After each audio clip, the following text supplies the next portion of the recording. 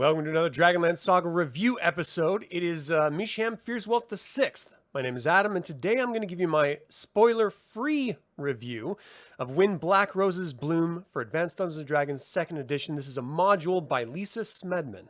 Now, I will not be spoiling the content, so if you haven't run through this module, you can still watch this review.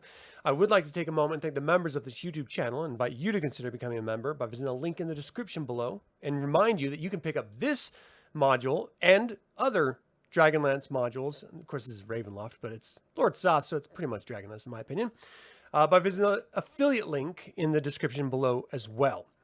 Now, if your perspective is different about this module, if you think of Lord Soth differently, then I'm going to present him or the history of this module and Lord Soth's time in Ravenloft, which I am going to sort of talk about a little bit. Let me know. If you're live, how you doing? Thanks for joining live. Put your thoughts in chat. And if you're watching this after the fact, that's okay too. Put your thoughts in the comments. It'll be fun. We'll have a little back and forth. DL Audiobooks, how you doing, man? Not quite a book review, but it's definitely a review. Chris, how you doing? Thanks for tuning in. This is the module that I will be running in September and October in just a couple months. Lord Soth loves you more than me. You might be right, John, though I'm not entirely sure Lord Soth loves anyone. He just obsesses over Kitiara. Unless you're Kitiara, then he definitely loves you more. All right, so this is the third 2nd edition module in Ravenloft. It was after, or I'm sorry, the 4th. So it was after the Awakening, Hour of the Knife, and Howl in the Hills. And then after those came When Black Roses Bloom. So this is all about Lord Soth of Sithicus, and there's even a bit of a crawl through his keep in the middle of this adventure. Let me give you the synopsis as provided, because that provides much needed context. The nightbound realm of Sithicus is dying.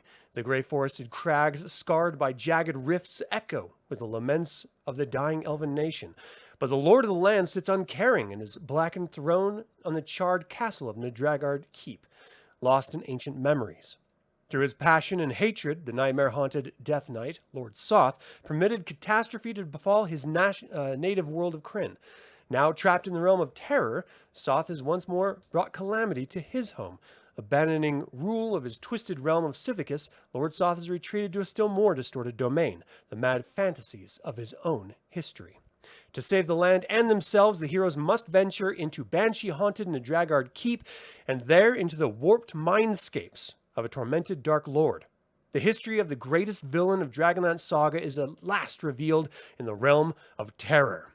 So, if you're a fan of Dragonlance, if you're a fan of Death Knights, and if you're a fan of Lord Soth, this is definitely an adventure to check out on your own. Now, I know that we're in a world where as soon as a new edition comes out, people jump shark to the new edition because it's this big new shiny thing. And then they take all of the modules that were built for a specific edition and then remake them and then try to sell them to you under this new edition, getting a little Skrilla for themselves, and then just sort of selling you a facsimile of a great module. I'm not entirely sure this is a great module. This is a good module. It's not great. And I'm going to say that because I don't want to spoil anything, but the ending of this, I'm just going to say it's not good. It's not good at all. In fact, the ending of this module is terrible and makes no sense at all. So let me tell you a little bit about why I think that through the process of walking through Lord Soth's experience in Ravenloft. So this is a largely event-driven module, meaning the character, anytime a character show up in Ravenloft, it's random chance. It's the dark powers dragging them in, or they just have always lived there. Those are the two options for this insane demi-plane of dread. And Sithicus is very different than the other domains, primarily because it's a little bit of high fantasy, whereas Ravenloft is a little bit more romantic horror. And so the sensibilities of the high fantasy Dragonlance realm, which this is drawing heavily from, and the romantic gothic horror of Dracula and Wolfman and, those universal horror characters that really inspired what this was ultimately going to be made as through Tracy and Laura Hickman originally. It's just a completely different sensibility. So as I was reading through this module, the whole time I'm thinking, at any game table I've ever been at, a Ravenloft campaign is not the laughing, joking, goofy, sort of making tons of references about films and situations that every Dragonlance game I've ever played has had. Ravenloft has always been a little darker, a little slower, a little more character-driven, a little more terrifying by design. So you start throwing in those high fantasy elements like elves that are slightly different than the elves we know, Kender, which are dramatically different than the Kender we know, and Lord Soth, which is very different than the Lord Soth that we are familiar with in Dragonlance. You can find that it's easy to sort of disconnect with the concept of what Ravenloft is as a setting versus a twisted version, a sort of Alice in Wonderland's version of Dragonlance. And I think that's the best way of describing this module. This is an Alice in Wonderland version of Dragonlance's Lord Soth. Everything is slightly off kilter, but familiar. Chris, thank you for joining live. How you doing? Rhode Island, sweet. I've got friends out there. I've always been meaning to visit. Never have yet. Lord Soth does love elf women. Love may not be the right word for it. Yeah, well, Kitiara is at number 1 for him, but the other ones. Yeah, I'm not a big fan of the other editions either, John, especially 5th. And I love the apologists' view that you can do whatever you want with Dragonlance. It doesn't have to be restricted to anything. You can just throw in everything in there. And then the logical follow-up is, well, then what makes it Dragonlance? How is that different than Forgotten Realms, Oerth, anywhere? Any other fantasy made up anything. The reason Dragonlance is special is because of its restrictions, not because of its inclusive nature. Not even the denizens of Dragonlance are inclusive. They're bigoted and racist. So the whole concept of throwing everything in the kitchen sink in Dragonlance and having it still technically be Dragonlance is short-sighted and ridiculous. You're questioning playing this after Shadow of the Dragon Queen. This is very, very, very different than Shadow of the Dragon Queen. So this is set in Ravenloft, which is a demi-plane of dread, of course, but this is a Lord Soth. First of all, the Lord Soth in Shadow of the Dragon Queen isn't quite the Lord Soth that has existed in every other version. There's only been 2 modules about Lord Soth that have ever been made. The first one was a module in World of Krynn, which I think was like DL16 for Advanced Dungeons and Dragons. And then there's this, where Black Roses Bloom, which is Advanced Dungeons and Dragons 2nd edition. The only thing that's ever been done for Lord Soth in 5th edition is the Shadow of the Dragon Queen, where Lord Soth plays a very pulled back, chained up, confined role, which isn't too dissimilar from this, to be honest. And then the module that was just released by Dragonlance Nexus, that is Dragonlance Shadow of the Black Rose, which is supposed to be the continuation of Dragonlance Shadow of the Dragon Queen. For me, I'm not interested. I don't like 5th edition that much, and it doesn't feel like Dragonlance at all. You have to force the sensation of Dragonlance down people's throats in 5th edition for it to even feel remotely like Dragonlance. All right, so back to this. The ending was actually altered in this module. The original ending, written by, what was her name again? Lisa Smedman. So the original ending involved the goddess Tikhisis appearing in Ravenloft, and she would have given the players the chance to escape Ravenloft. But the twist of it at the end was that they didn't actually escape Ravenloft to Krynn, they escaped Ravenloft to the Abyss. In this, the Harold Johnson, the project coordinator, didn't actually like that ending at all because they had other plans for Lord Soth, and they didn't want Tikhisis being able to get out of Dragonlance, because we have to remember the gods of Dragonlance were supposed to be not universal. They were supposed to be locked into Dragonlance. So you could have a Tiamat doing things in all other worlds. It didn't affect Takhisis, and Takhisis didn't affect Tiamat in all the other worlds. So the gods of Krynn were supposed to be isolated and alone in AD&D and AD&D 2E.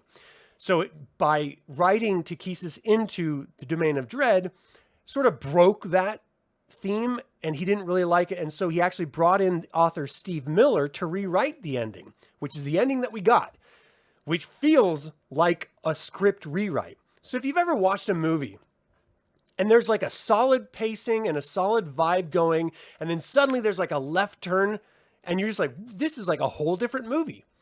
Those are script rewrites that happen all the time. And arguably every DC film made in the last decade has had that issue.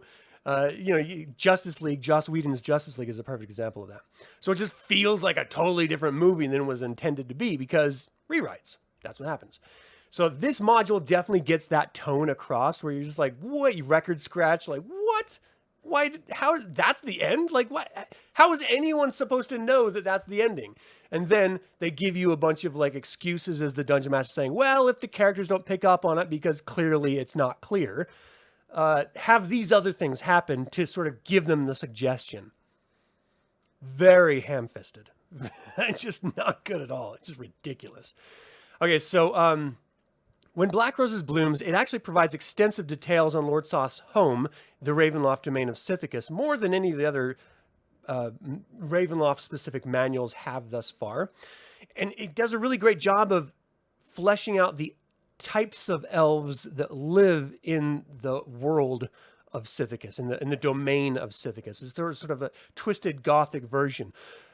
But there's like two levels that you have to deal with. So as is, as the sort of preface that's on the back of the cover of this module, which tells you straight up, this domain is being destroyed. The people are being affected.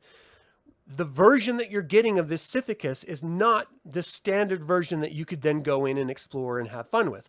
This is the dying version of Sithicus. So if we're thinking about timelines, there is Night of the Black Rose, the novel by James Lowder. Then there was, what was the name of it? The Rigor of the Game, which was the short story that James Lowder wrote for the Tales of Ravenloft anthology. And then there's this. So it's not the Spectre of the Black Rose ending. That was a completely different novel that happened after this. So if you ever want to like just visit Sithicus and see what it's like without this sort of cataclysmic event occurring, read that novel and then play in the Ravenloft world domain of Sithicus, because that's one thing. This, again, prevents a sort of a cataclysmic change to Sithicus, that the characters have to figure out a way of not only escaping Ravenloft, but in order to do that, stopping the destruction of this domain. So they have to save the domain and the residents in order to get out. It involves them to do a little bit of dungeon crawling, a little bit of overland crawling, a lot of role-playing with a bunch of different factions of types of characters, and all of that is great. It's just the very ending is very sort of rough to deal with. And I would love to read the original version that was published of this, or that wasn't published, but that was presented of this, because it's probably much more logical and actually much better. There's nothing better in a horror story, in my humble opinion, than feeling like you're out and safe and then realizing that you're not. So a wonderful example of this would be the ending of, oh geez, it just slipped through my mind. This is going to drive me insane. Sam Neill, In the Mouth of Madness by John Carpenter. Amazing. It's the best Cthulhu film that's not actually Cthulhu. Like, it's not Lovecraftian mythos at all. It's all just John Carpenter borrowing themes from that. Wonderful film. The ending, you think you're all free, and then all of a sudden you realize, no, you're not out of this. You're still insane and mad. And those are the best horror stories. That's why the original ending would have been great. The heroes are like, yes, we stopped the world from ending. We found our way out. I don't know why Takhisis is letting us do this, but we're out. Yay. And then all of a sudden they realize they're like looking around. It's like just this domain of red. endless barren landscapes, and you're just like, I'm just terrified of it. Especially if you're just doing, Descent is great. Yeah, that's a great example.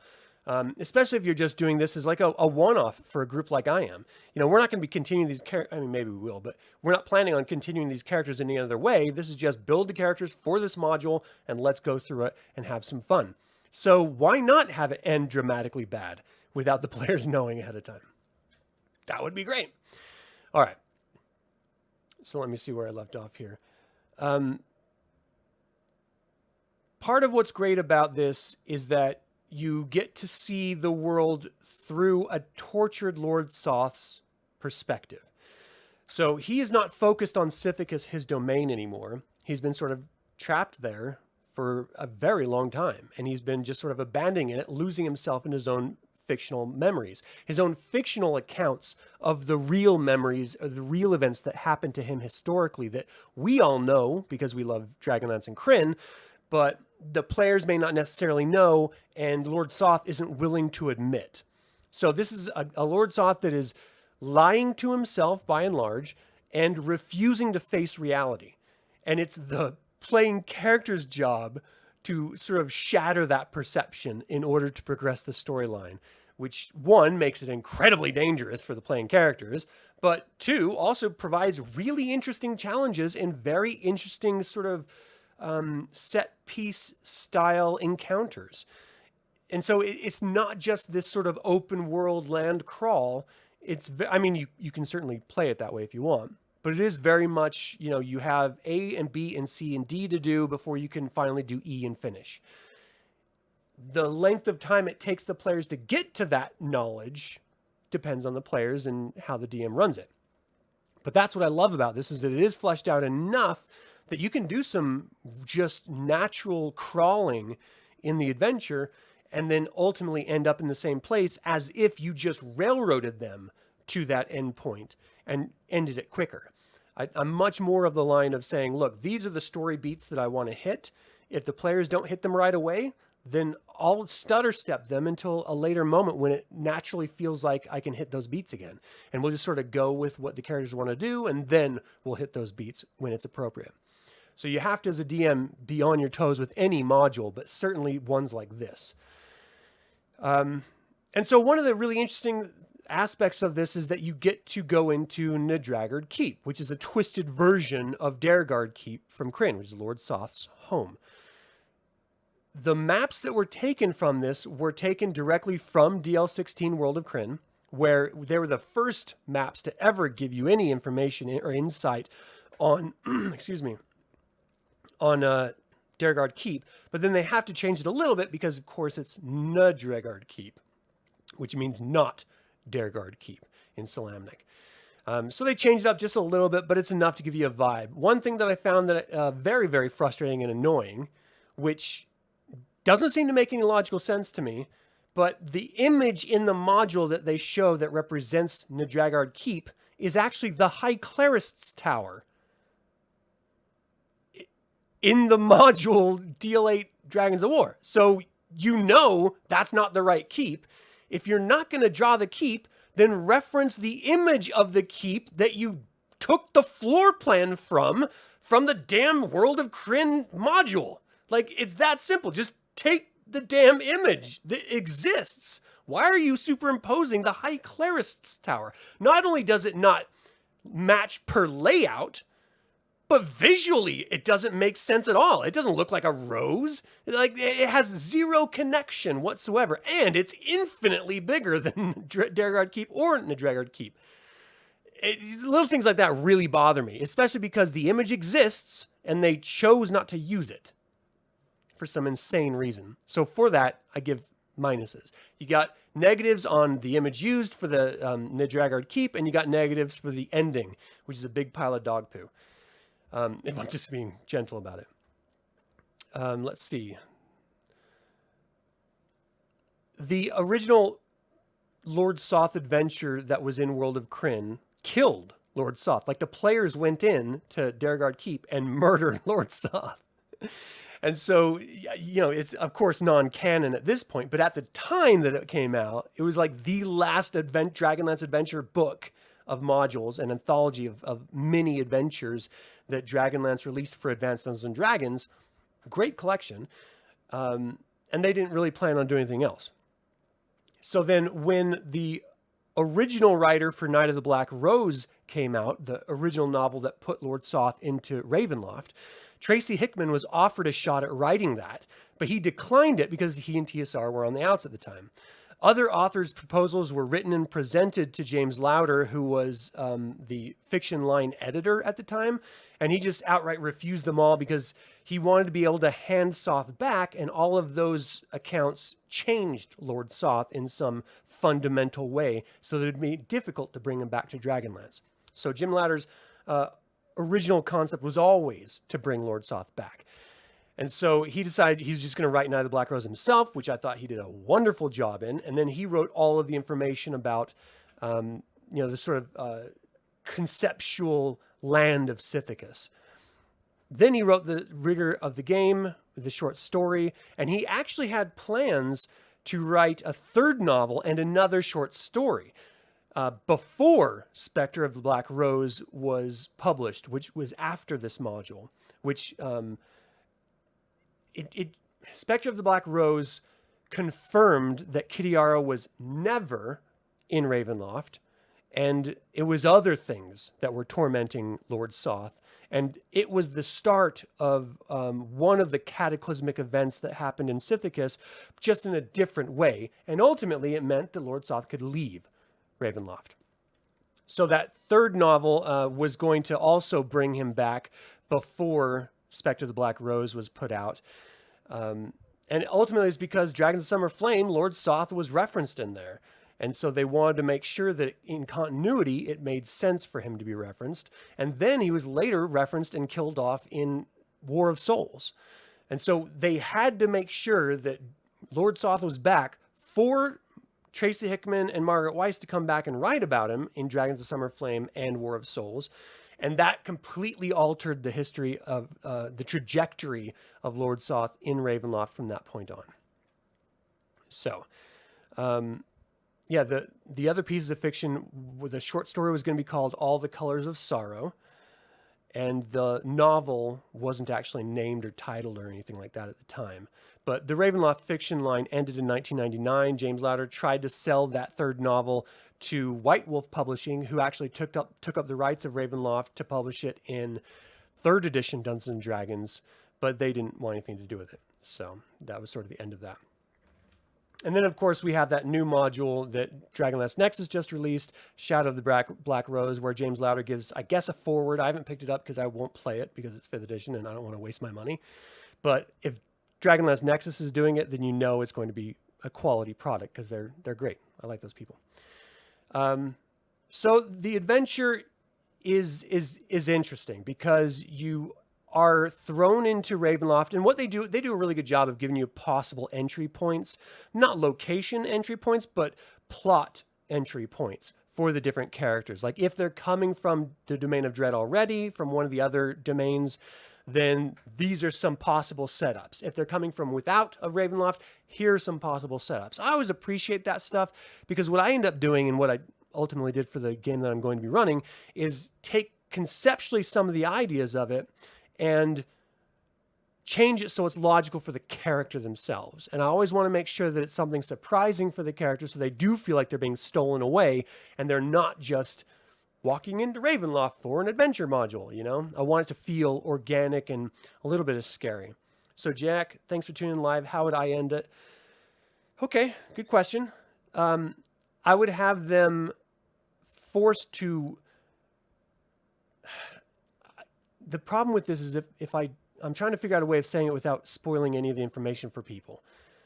So there's a MacGuffin in this module that both the players and Lord Soth ultimately are going to be trying to get. The MacGuffin, I would have the players forced to fight Lord Soth for it through a series of sort of gauntlet-like encounters. there's no possible way this party can defeat Lord Soth unless these players are just packed to the gills with magic items and defenses and superpowers, right? Lord Soth as a Death Knight is just way too powerful, and everything that he can do with his own domain is too much for one party to handle at the levels of 4 to 6 for up to 6 players. Too much. So I would have survival gauntlets set up. If they can prevent him from defeating them or obtaining the MacGuffin in, let's just spitball 3 out of 5 of the gauntlet encounters, you know, maybe there's multiple aspects of the MacGuffin that they have to retrieve or protect or prevent him from getting. If they can do that in like 3 out of the 5, then maybe they can discern a sort of portal in space-time. The great thing about Ravenloft is that it doesn't care. All it cares is about power. If you start upsetting the balance of that power, because all these domains are supposed to be torture chambers for the domain lord. So if you start upsetting that balance, then Ravenloft isn't going to want you there anymore. And so if you can upset and sort of disturb the foundation of Sithicus, encouraging Lord Soth in some way, or, you know, just somehow like upset it. I'm doing this on the seat of my pants here. Then Ravenloft could then give you a reason to get the players out. They're like, whoa, you're helping him too much, or you're going to let him get out, or, you know, we need to keep him here. So you guys are the problem. You need a GTFO. So that's kind of what I would do. Some sort of like gauntlet encounter situation where they are literally just trying to run for their lives to get out of a situation. And Lord Soth is just like right there, like right on their tail. And there might be a moment where you have to sacrifice some heroes for it. That's what great storytelling is. So, you know, you don't plan on the characters dying, but in the moment, if it's just like, look, we got to close this gate before he gets here. There's no way all of us can get through without it. You know, maybe it's a timed gate or something. He's going to get here before it's through. I'll stay back and I'll try to stop him. You guys go save yourselves. And then you have this really wonderful sacrificial moment of a player trying to stop Lord Soth, or maybe it takes 2 or 3 of them so that the other 2 or 3 can get away. They're like holding him down, or they're just throwing themselves at them, or throwing everything they have on their persons at him to try to slow him down just long enough for that gate to close, and then they can get out and be free. Like stuff like that, where you really do feel the tension, and there's a little bit of adrenaline running at the table, just hoping for those decent rolls, because if you get that bad roll, everything's going to go to shit. Like, those are the great type of Ravenloft moments that I just love. And I think you could do it with the ending of this module differently than what was presented, especially with the way they actually leave the domain. That was just... at this point, I don't know if I'm going to do it that way, because it's so goofy. But maybe I will, just to show everyone what it's like. I don't know. Anyway, there's some really great characters presented in this module that I think are just wonderful. First of all, you got Magda, which if you've read any of the Ravenloft Lord Soth specific novels, she was this Vistani who her entire clan was wiped out by Lord Soth. And then she was just sort of like chained, not physically, but like narratively chained to him and forced to follow him along until Spectre of the Black Rose happens. And so you get to meet her and experience her animosity towards Lord Soth, but also her new tribe that she sort of, new Vistani little, they're not really tribes or clans, but, you know, like groups or families or whatever, that she sort of reformed together, which would be really, really cool. You get to see Azrael, which is his seneschal, you know, sort of taking Caradoc's place as the seneschal. But Azrael's a totally different character with completely different motivations. And he's genuinely terrified of Lord Soth, but he knows he is a person of power that he can ride the coattails of and have some sort of semblance of power by riding those coattails. And so he sticks around, and he's like a really, really tough character. And another thing about this module that I really, really appreciated, and then you meet some really great elves and Kender characters as well. I don't want to spoil anything, and then of course, you know, like anything with Lord Soth, you've got Death Knight, Skeletal Warriors, you've got Banshees. I mean, all sorts of really great undead, scary stuff. Let's put a pin in Kitiara for a second. So we'll come back to Kitiara. One thing that I really like about this module as well is that they provide various options. If the players kill off this character, then deal with some of these other encounters upcoming, like this or that or that. Or if you get to the end, you're like, if this character ended up being killed by the playing characters, then use this situation instead. So they give you a bunch of if, ands, and ors, which when you're running any module is really important, because you have to be able to get from A to B ultimately. That's the point of a module.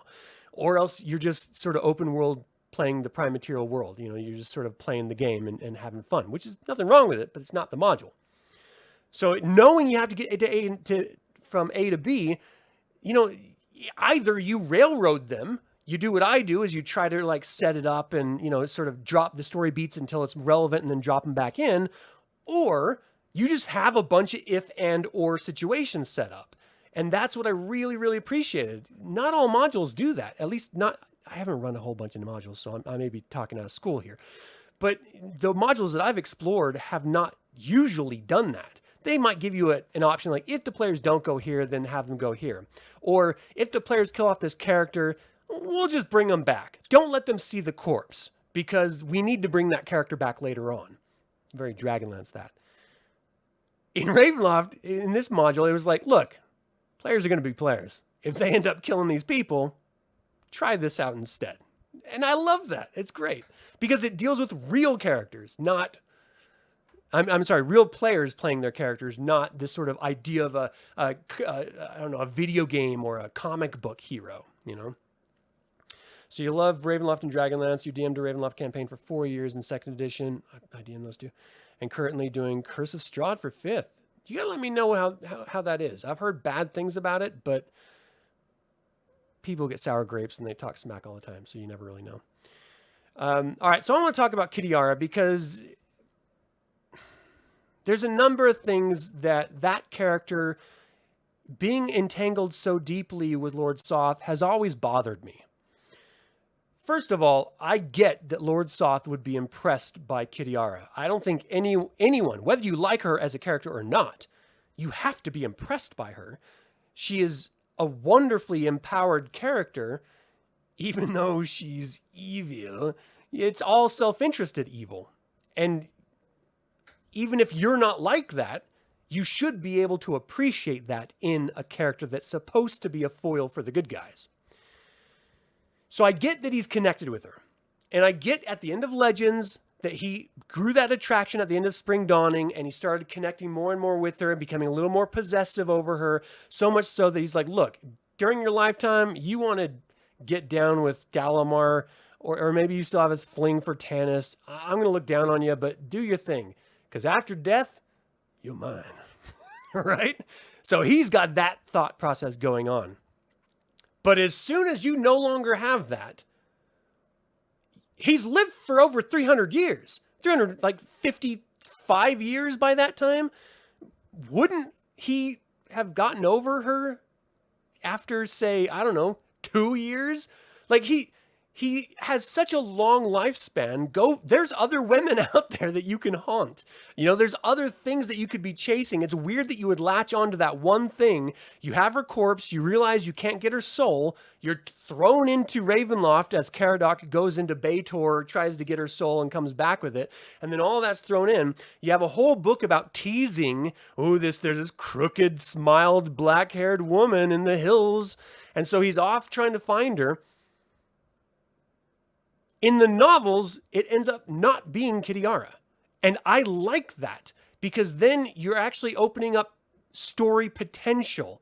If you're just locked into that one tiny little aspect of the character, he's obsessed with Kitiara, there's not a lot of room to move around for the character, for the bad guy, the main bad guy. You really want bad guys to, yes, be one-dimensional in their obsessiveness, but you also want them to be malleable in their action, because then you can't guess what they're going to do next. With Lord Soth, I feel like you could just walk around with a photo of Kitiara, and it would be like, oh no, you're going to kill me. Flash the photo, and he's like, oh. And then you can get away. That's the Lord Soth that they present in this.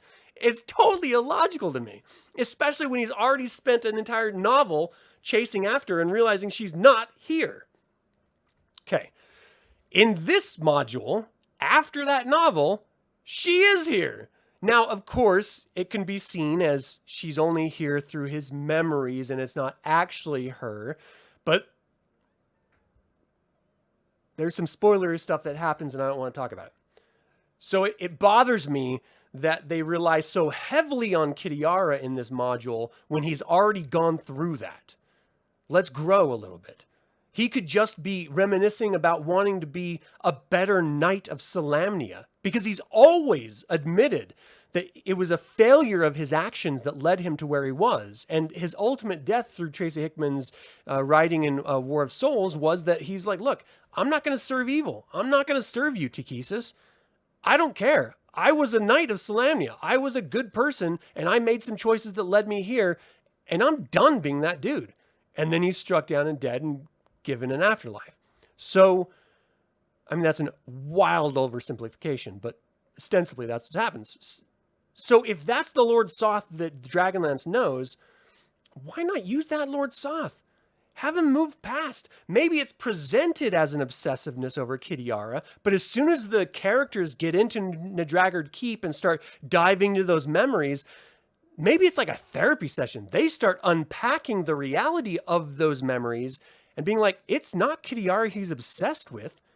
It's his original wife, or it's his elven wife, or it's his children that he never really knew, or it's his legacy as a knight of Solamnia that he always wanted but he couldn't live up to, that he's really sorry about. Those are much more interesting story beats than just, there's a girl I want to have sex with when she's dead. Like, come on, really? How hollow can you be? Stuff like that bugs me. It's good that you changed a few things and uses a lot from lunch break heroes. I'm not familiar with that. That's cool, though. I like the idea of modifying modules to make them more engaging and entertaining for you and your players. I think that's great. Joe, how you doing? Thanks for tuning in. You got your own ideas about this module. You lure... Yeah, I remember you saying luring Raceland into here. See, I would never bring the other characters into Ravenloft because in my mind, they don't fit the vibe that Ravenloft has. You know, that romantic gothic horror.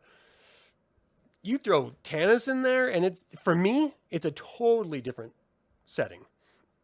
It doesn't feel Ravenloft at all. I'm sure there are ways that you can do it, and I'm not saying you can't. I'm just saying for me, it would take a lot to get over that idea. I think, and I mentioned this to you in a comment too about Raceland. I think the Dark Domain, if they ever got a hold of Raceland, would never let him go. Never. And in fact, depending on what era Raceland they grab, they might actually pull Fist and Danilus out of him, let Raceland go, and just keep Fisty right there in his own domain, which would be dope. That would be a great turn of events. And then you send Raceland back with no Fist and Danilus, and he's got to like survive on his own merits. How does he master the Dragon Orb without Fist and Danilus? How does he defeat Kain Bloodbane without Fist and Danilus? How does he kill Fist and Danilus without Fist and Danilus? You know what I mean? It just creates a whole different dynamic for Raceland the character. And I always thought Raceland would be so much better if he did more on his own before he defeated Fist and Danilus in Istar. Because then we knew it was him. You know what I mean? Because really, Raceland's entire legacy is he was held up by a lich. And the only reason why he survived was because of a lich. There's no way the frail post-test of high sorcery Raceland could have stood up to Kain Bloodbane. Kain would have eaten him. There's no way he would have been able to master the Dragon Orb. It would have consumed his mind. So, you know, those moments to see Raceland step up, not have that fallback of Fisty, I think that'd be really cool. That'd be really great. Yeah, Raceland and Ravenloft would be very scary. Yeah, for sure. Raceland would end up the true ruler of Ravenloft. Hey, Bob, thanks for tuning in, man. That'd be very cool. Yeah, I'm not sure about the power differences. I'm going to take your word on that, of Raceland being a better magic user than Strahd. I have no idea. I just don't know enough about Strahd, to be honest. Okay, so I've given you my likes about this module. I've given you my dislikes. I've done my best to explain the story beats without talking about the MacGuffin or the actual events. I've talked about the setting of Sithicus, the domain, the denizens, I'm sorry, of Sithicus, and I've talked about Negragaard Keep. I think that pretty much covers everything. So I'll give you a little sneak peek into the types of characters that I'm going to be pulling through this adventure starting the first weekend of September. I've got a Minotaur Mariner, which is a sailor. I've got a Bakali Warrior, which is the lizard men that lived up in Taladas. I've got a Barbarian Cleric. And, oh my gosh, I can't remember all the characters I got going through this. A Gnome Thief. I think there's one more, and I feel bad that I don't remember what it is. But anyway, it's a huge, eclectic group of races and classes. Oh, I have a druid. I have a human druid coming through it as well. So, wildly eclectic group that... Oh, yeah, and the other one, I have a human con artist that's kind of like a thief, but more flamboyant and a little more circus-like. You know what I mean? Like the rope traveling circus type. So it's going to be a super weird, motley crew of an adventuring group who don't know each other. They're all from Dragonlance, and they just are going to find themselves in this module, having be faced with the reality of this. Like, we either die or we try to get out of here. And if we have to try to get out of here, these are the things that we got to do. We have to work together, number one, and two, try to fix the problem that's happening right now. It's going to be great. It's going to be a lot of fun, and I hope you guys can tune in if you like watching. It's going to be so ridiculous. The Druid one I was a little bit iffy on because in 2nd edition, there are no Druids in Krynn. They're heretic priests, and they don't have any spells. But because the Druid's moving to Ravenloft, and the player just wanted to play a Druid, I was like, it doesn't matter. You know, let's just do it. Let's have some fun with it, you know? Because Druid does show up in 3rd edition and on in Dragonlance. It was just in 2nd, Dragonlance was not as open as it is even in 3rd edition. So it wasn't as confined as 1st edition. 1st edition is very, very confined for Dragonlance. But, you know, 2nd edition opened up goblins, ogres, Irida ogres you could play in Taladas. You have the myriad of elves in 1st edition. You could only play a Quillenity elf. You have all the different types of gnomes. You have the Gnomoi, and if you choose the Tinker Gnome class, the Tinkerer class, the Gnomoi are actually successful in their inventions because they come from Taladas. And so they don't have all of the mishaps and errors that the gnomes from Ansalon have. So you could play like an effective gnome, which would be really cool. All sorts of stuff. Really cool stuff. So, yeah, I don't like that. And Joe, I don't like Kender using magic. I think in my perception of Dragonlance, they've gone to great lengths to prevent. That's why the Orders of High Sorcery are so important. They go to great lengths to prevent certain races having access to magic because their sensibilities simply are not capable. I can't imagine how you could have a Kender who is focused enough to learn the pronunciation variations and moving your hands in certain somatic movements and like being able to keep track of the different components that they have to use for the different spells. They'd end up with like rando stuff, you know, pulling out of their pouches rather than the actual needed components. That's just what the race is. And so I can't imagine a Kender ever being a magic user. Bothers me. Gully Doors are dope. I think they're great. I don't think you could play them in 1st edition. I think in 2nd edition, you definitely can. It was in the Tales of Lance box set, if I remember right. And so definitely play with Gully Doors, but don't have them be a magic user. They can't even count past 3 or 2 or whatever it was. So as long as you play the character, and it's sort of like this too. There's a Star Wars novel that has a computer hacker that's an Ewok. The stupidest thing I ever heard in my life. A primitive creature how could they possibly comprehend ones and zeros and firewalls, etc.? I just can't imagine it. But if you do a good story, then it doesn't matter anymore. Suddenly, you got a great backstory. You have a good reason for it to exist. All right, let's do it. As long as the story is good. So by that logic, if you can come up with a good enough story for a Kender to be a magic user, why not? It's all about the story for me. You know, I like having my restrictions because that grounds it in the reality that is Dragonlance. But as long as there's a good story, then I'm okay with it. You know, you can argue that Raistlin is a warlock, is in a 5th edition warlock, because he's pulling power from Fist and Daedalus in some instances. So it's kind of, you know, it's however you want to play it, ultimately. That's really what it comes down to. All right, so that is my review of When Black Roses Bloom. If I could give it just on reading it, not running through it, but just reading the module, like a rating, let's say out of 5 plates of Odex spiced potatoes, I would give it 3. The initial concept is good. The MacGuffin and the way that you get out of it is ridiculous. And the hyper focus on Kitiara every day, all day with Lord Soth is just illogical to me. It doesn't make any sense. He lived for 300 years and 352 years before he even found out about her. Why would he be so obsessive now about it? Like, get over it, dude. I don't know. It bugs me. Tickle Muff's dope, but I don't want to talk about her yet because it might be spoilery. All right, so again, there are characters and events that I'm not talking about that were really cool and exciting, but again, this is a non-spoiler review, so I don't want to be the one to spoil anything. Thank you guys so much for tuning in. That is it for my review of When Black Roses Bloom, the AD&D 2nd edition module by Lisa Smedman. What did you think of the Advanced Dungeons & Dragons 2nd edition Ravenloft setting?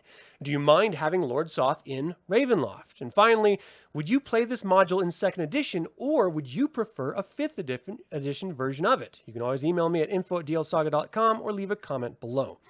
I'd like to take a moment and remind you to subscribe to this YouTube channel, ring the bell to get notified about upcoming videos, and click the like button. All that goes to help other Dragonlance fans learn about this channel and its content. And of course, this channel is all about celebrating the wonderful world of the Dragonlance Saga. Thanks for joining me in that celebration. Again, this is Adam with Dragonlance Saga, and until next time, Slanjavar.